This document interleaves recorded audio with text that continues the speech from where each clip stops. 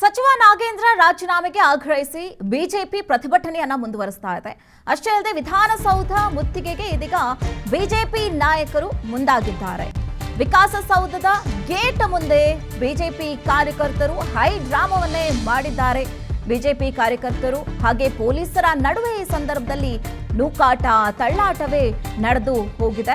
ಅಷ್ಟೇ ಅಲ್ಲದೆ ಏನಿವತ್ತು ಬೆಳಿಗ್ಗೆಯಿಂದಲೂ ಕೂಡ ಪ್ರತಿಭಟನೆಯನ್ನ ಮಾಡಲಾಗ್ತಾ ಇದೆ. ವಿಪಕ್ಷಗಳು ಬಿ ನಾಗೇಂದ್ರ ರಾಜೀನಾಮೆಗೆ ಪಟ್ಟನ್ನ ಹಿಡಿದು ಪ್ರತಿಭಟನೆಯನ್ನ ಮಾಡ್ತಾ ಇರುವಂತದ್ದು. ಇದೇ ಸಂದರ್ಭದಲ್ಲಿ ಪೊಲೀಸರು ಮತ್ತು ಪ್ರತಿಭಟನಾಕಾರರ ನಡುವೆ ಯಾವ ರೀತಿಯಾಗಿ ನೂಕಾಟ ತಳ್ಳಾಟ ಮಾತಿನ ವಾಗ್ವಾದ ಯಾವ ರೀತಿಯಾಗಿ ನಡೆದಿದೆ ಅನ್ನುವಂಥದ್ದನ್ನು ಕೂಡ ನಾವು ಗಮನಿಸ್ತಾ ಇದ್ದೀವಿ. ಹೀಗಾಗಿ ಸಚಿವ ನಾಗೇಂದ್ರ ರಾಜೀನಾಮೆಗೆ ಆಗ್ರಹಿಸಿ ಇದೀಗ ಬಿಜೆಪಿ ಪ್ರತಿಭಟನೆಯನ್ನ ಮಾಡ್ತಾ ಇರುವಂತದ್ದು.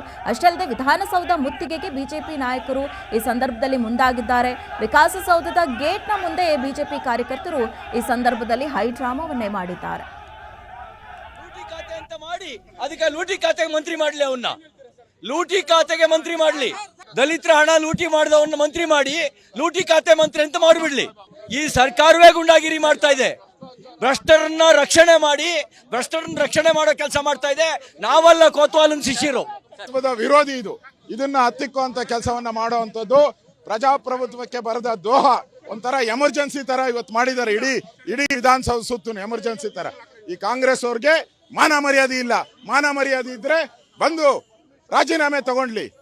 ದಲಿತರನ್ನ ನುಂಗಿದಾರ ಇಲ್ಲ ಅಂತ ಹೇಳಿ, ಯಾಕೆ ಅರೆಸ್ಟ್ ಆದ ಅಂತ ಹೇಳಿ, ಯಾಕೆ ವಜಾ ಮಾಡ್ದ ಅಂತ ಹೇಳ್ಬೇಕಲ್ಲ. ಅವ್ರಿಗೆ ಬೋನಸ್ ಮೇಲೆ ಬೋನಸ್ ಕೊಡ್ತಾವ್ರೆ. ಅಂದ್ರೆ ಹಣ ನಾವೆಲ್ಲ ಹಂಚ್ಕೊಂಡಿದ್ದೀರಿ, ಅವನ್ನ ಬಿಡಲ್ಲ ನಾವು ಅಂತ ಹೇಳಿ ಒಂದು ಸ್ಪಷ್ಟ.